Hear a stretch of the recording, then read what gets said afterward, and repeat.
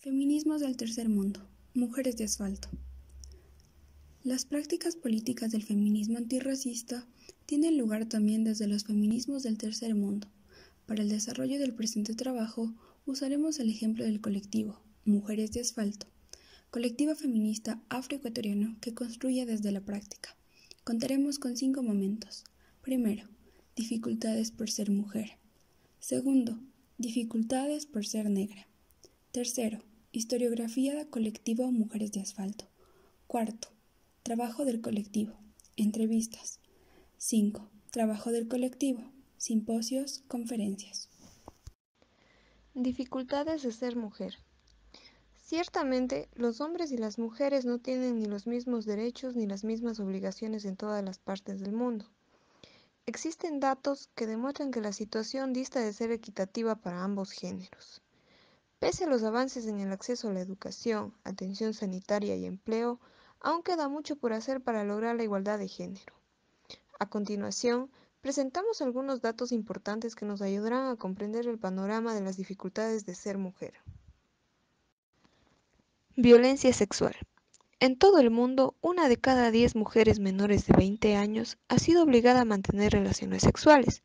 Las niñas y mujeres que se han visto sometidas a tales abusos están más expuestas a la violencia doméstica y la explotación sexual. Matrimonio infantil. Las niñas que se casan corren un riesgo importante de sufrir violencia doméstica. Las menores de 16 años presentan tasas de mortalidad materna más elevadas. La mayoría de los países fija para el matrimonio una edad mínima de 18 años. A veces se permite una edad inferior con el consentimiento de los padres. Hoy en día, la cifra de mujeres y niñas casadas antes de cumplir 18 años alcanza los 650 millones. El 21% de las mujeres jóvenes, entre 20 y 24 años en el mundo, fueron obligadas a casarse siendo aún niñas. El matrimonio infantil también se practica en los países desarrollados. Aunque las tasas de matrimonio infantil mundiales están descendiendo lentamente, el progreso ha sido desigual y el matrimonio infantil no disminuye tan rápido como debería. Mutilación genital. La OMS estima que entre 100 y 140 millones de niñas y mujeres de todo el mundo han sido sometidas a uno de los 3 primeros tipos de mutilación genital femenina.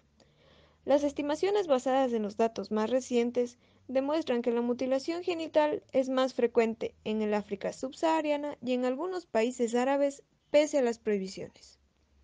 Entre sus efectos figuran dolores agudos, dificultades para el coito, infecciones, incontinencia, problemas en el parto e incluso la muerte.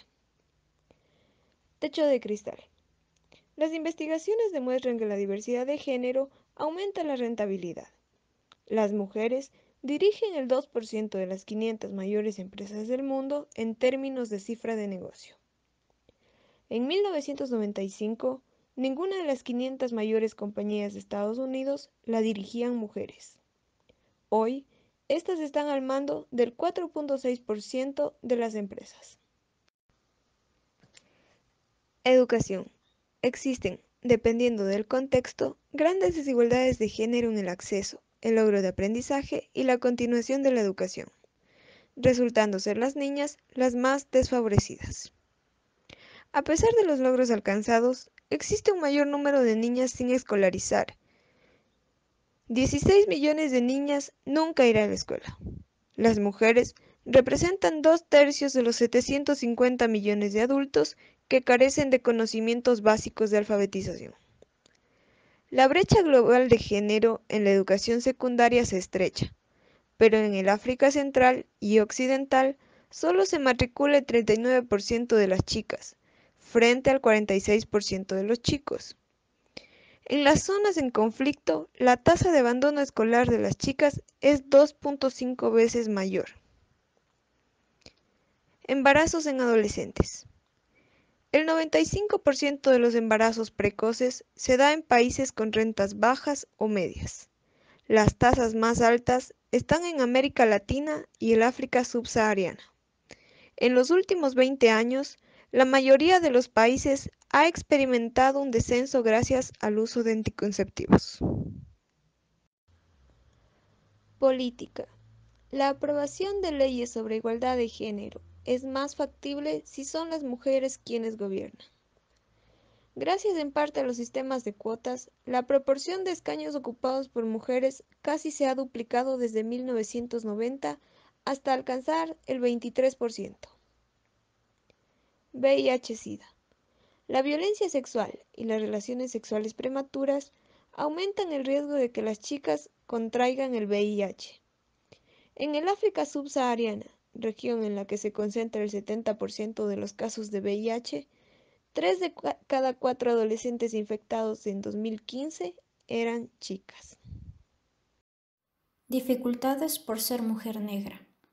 El pueblo afrodescendiente ha sido y sigue siendo invisibilizado por una sociedad que aún conserva ciertos rezagos colonialistas.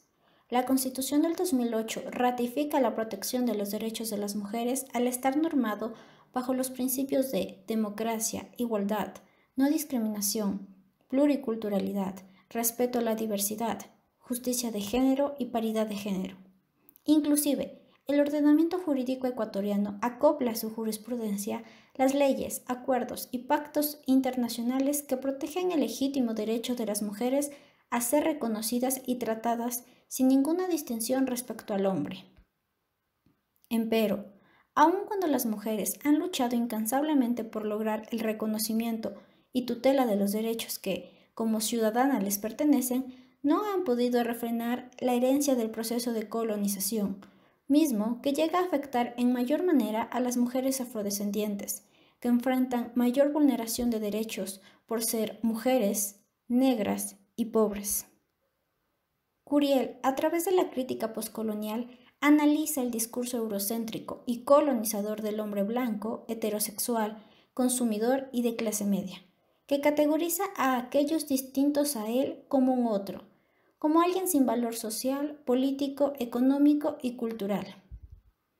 La combinación de diversos procesos de diferenciación generan exclusiones sociales que afectan directamente a las mujeres negras, que son el último eslabón de una falsa jerarquización social, dominado por el hombre blanco y el hombre negro, seguidamente de la mujer blanca y la mujer negra.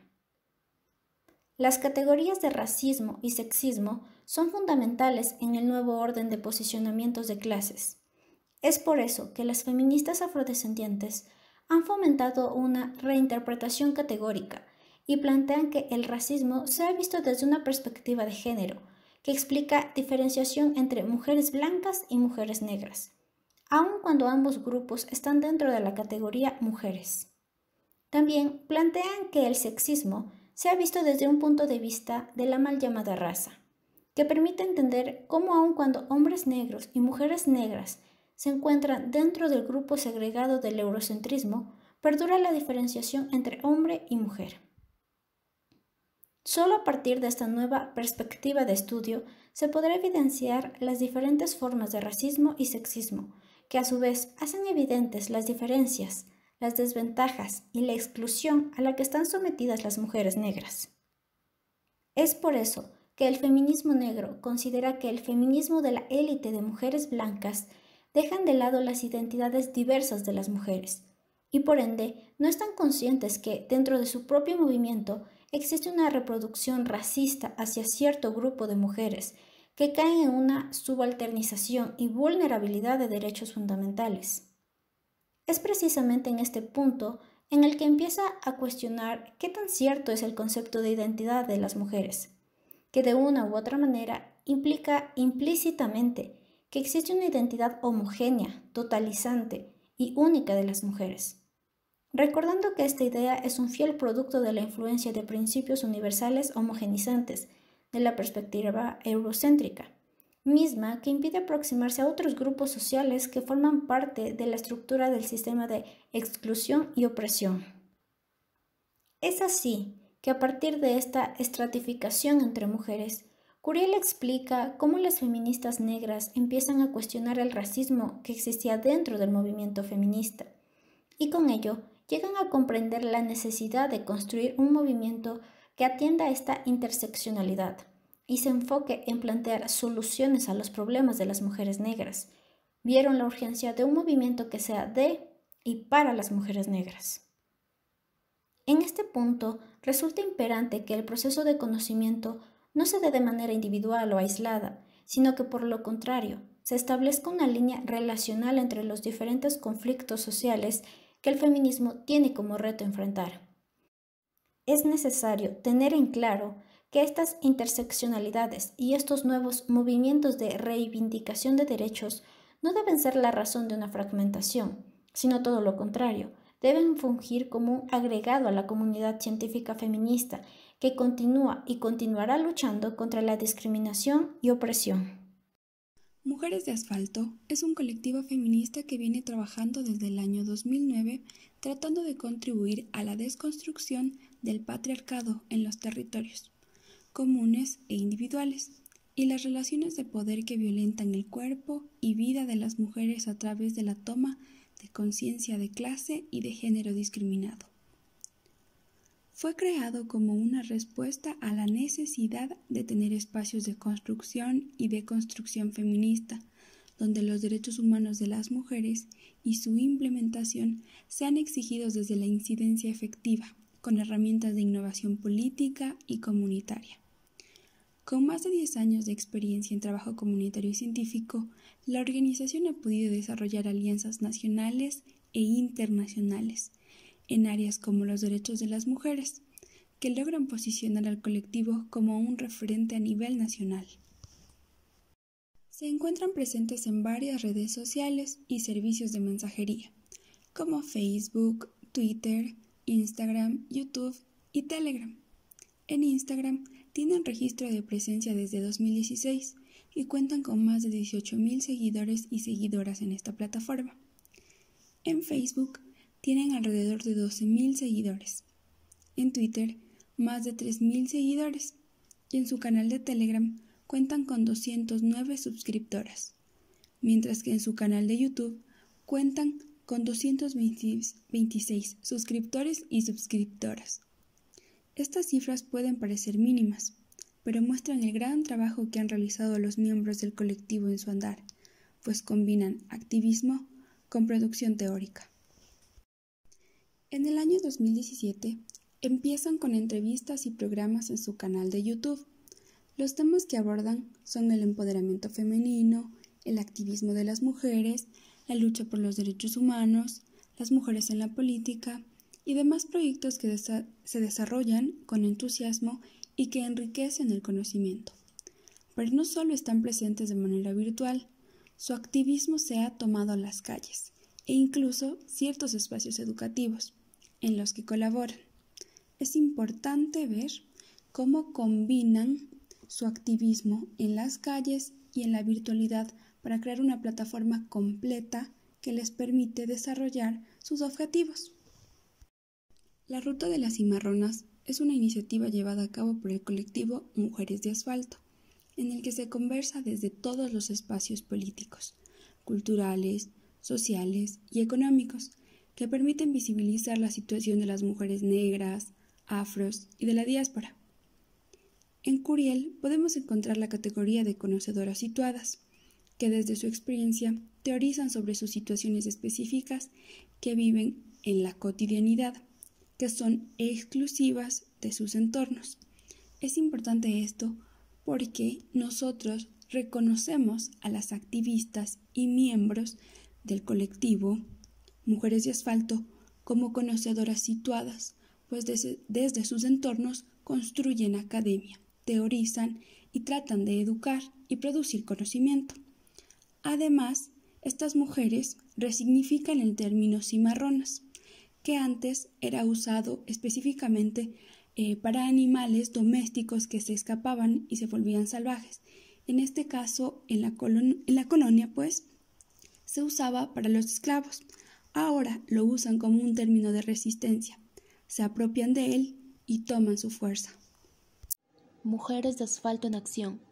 Arte y activismo. Entrevista a Juliana Ortiz, una artista que piensa que está fuera de los procesos históricos, culturales, políticos de su país es una vergüenza. En esta entrevista se abordan temas de interés sobre la expresión del arte como una herramienta de activismo y que escribir para las mujeres desde nuestro ser es una primera reivindicación. puesto que la poesía es política, el arte es político y desde esa dimensión como mujer negra se resiste todos los días. Se habla de analizar el espacio racializado, donde existe la idea de que tú no vienes de acá porque tú no perteneces aquí. Por ello es que todos los espacios se pueden usar para problematizarlos y vislumbrar, por ejemplo, la invisibilidad de las mujeres negras, sobre todo por la imposibilidad de escribir, también tiene que ver con privilegios. Al sentir de esto es la importancia del estudio subalterno, que exalta el valor cultural de grupos que por una visión eurocéntrica universal han sido posicionados como el otro, destruyendo sus subjetividades para acomodarlos al margen occidental. Así este proceso de descolonización corta con los valores europeos universales, lo que permite a través de la expresión del arte recuperar esas identidades soslayadas para resistir y existir. Respecto a esto se menciona: en Ecuador se viven momentos duros respecto al posicionamiento político. Por un lado están los autores que intentamos reivindicar nuestra voz y escribimos desde nuestras posturas, y por otro están los que consideran que la poesía está más allá de posturas políticas que ellos consideran ridículas y radicales. Nosotros seguimos escribiendo desde nuestro feminismo, desde nuestros cuerpos violentados, desde nuestras inclinaciones sexuales y preferencias, desde nuestra marginalidad y vamos a seguir poniendo el cuerpo en el texto y por ende nuestras luchas en él. Mujeres y liderazgo. Entrevista a Juanita Francis Bon. Empezará mencionando que las mujeres debemos ocupar todos los espacios, porque a las mujeres se les niega, se les dice que no son sus lugares. Así resalta la importancia de que es necesario crear espacios para desarrollar una teoría feminista y las herramientas que te da el feminismo negro, interseccional, comunitario que va más allá. Por último, termina diciendo que hay que hablar de la problemática del racismo, porque es sistémico. No hay que negarle al racismo la violencia política, no hay que negarle su existencia, pero no hay que transformarla en protagonista. Es decir, que no hay que darle el rol de poder mediático al ente racista. Etnoeducación. Entrevista a Rosa Tejada.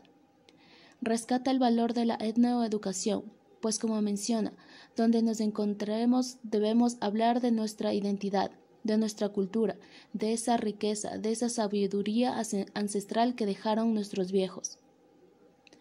Esto por la problemática racial existente en el espacio social, ya que dice que de los otros siempre nos enseñan a hablar a nosotros, pero de nosotros los otros no van a hablar.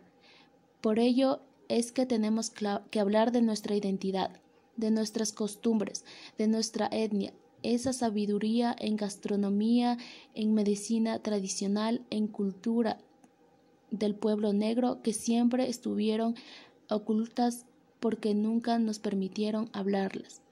Pero gracias a luchas constantes podemos hablar en las instituciones educativas con voz clara sobre nuestras costumbres y riquezas. Rescata que la lucha del racismo es dura y es difícil. Terminar con el racismo está costando bastante. De esta manera se ve la importancia de la reivindicación de las identidades fuera del margen occidental, lo cual permite definir las luchas políticas de personas que han sido colonizadas y logrando con ella la valorización de sus sentidos y realidades propios. Es una vuelta a sus propias subjetividades que han sido ocultas del ojo público e impuestas como la otredad que no tiene valor por ser reconocidas. Mujeres de asfalto en acción, talleres y convenciones. El colectivo Mujeres de Asfalto, en pro de dar a conocer y relacionarse con la realidad, ha realizado diferentes convenciones y talleres. Esta vinculación que tiene el colectivo con la sociedad permite no solo expandir sus ideales, sino que responde de manera efectiva para la innovación política y comunitaria. Esto en beneficio de la construcción de espacios para los derechos de las mujeres y de construcción del patriarcado en territorios comunes e individuales. En cuanto a talleres, el que se encuentra con mayor vigencia es el de masculinidades positivas que suman a la igualdad de género. En esta existe 3 secciones. En la primera se abordará la masculinidad hegemónica, los prejuicios y estereotipos de género en la familia y comunidad. En la sesión 2 se abordan los temas de masculinidad hegemónica, violencia de género como mecanismo de perpetuación de poder, y finalmente en la tercera se hablará de una masculinidad y paternalidad. Siguiendo esta línea, se analiza la primera sesión, la cual nos muestra que existen mandatos específicos para hombres entre comillas normales. Las más relevantes nos explica que es asegurar enteramente que se es hombre heterosexual, posesión de liderazgo racional, una capacidad para la toma de decisiones estratégicas y el poder ser proveedor de la economía para la familia. Estos mandatos son los que deberían poseer aquellos hombres heteronormados, pero la cosa no queda ahí, ya que este modelo patriarcal también pone prohibiciones que se deben evitar a toda costa para ser excluidos de esta normativa. Entre estas están no llorar, no mostrar debilidad, ningún tipo de expresión emocional a otro hombre, no ceder ante ninguna circunstancia y no poseer ninguna conducta homosexual. Estas prohibiciones y mandatos traerían como resultado violencia de género, discriminación, segmentarización social, cultural y económica, lo cual sería un grave problema. Además, estos resultados recaerían con mayor peso en las mujeres. Es por eso que se nos muestra que la creación de nuevas formas de sociabilización son necesarias, pero para esto se necesitaría varios puntos como un reconocimiento de los privilegios para los hombres y a su vez que ellos renuncien a estos, una responsabilidad, accionar por parte de cada hombre de su masculinidad, pero sobre todo el reconocimiento de que la violencia no es genética ni natural. Para mayor comprensión en cuanto a masculinidades positivas, la sesión 2 nos abre mucho más el panorama, ya que nos habla de que existe una desigualdad entre hombres y mujeres, aunque hay que tener en cuenta que no es lo mismo diferencia que desigualdad, ya que es importante reconocer que existe una masculinidad hegemónica, la misma que no permite diferencias y a su vez también las oculta. Da paso a discriminación a quien no cumple e impide la diversidad. Es por eso que se plantea como una alternativa el desprender, desaprender y dejar a un lado los machismos y los micromachismos. Finalmente, en la sesión número 3 se plantea la crisis por la que pasa la paternidad. Esto debido a que se tiene una concepción errónea de lo que es ser padre, puesto que esta idea ha sido concebida desde la heteronormativa. Pese a que existen padres que participan en roles del hogar, estos no los tienen bien definidos e incluso muchas de las veces quieren tener alguna recompensa o ser aplaudidos por cumplir con estas obligaciones. Un claro ejemplo es cuando un padre cambia de pañal a su bebé y quiere ser felicitado por el resto de la familia o la sociedad. Es por eso que se plantea no solo una revalorización del rol paternal, sino que se coloque como base el acompañamiento, cuidado, ternura, cariño y sobre todo el disfrute de las actividades que implica la paternidad.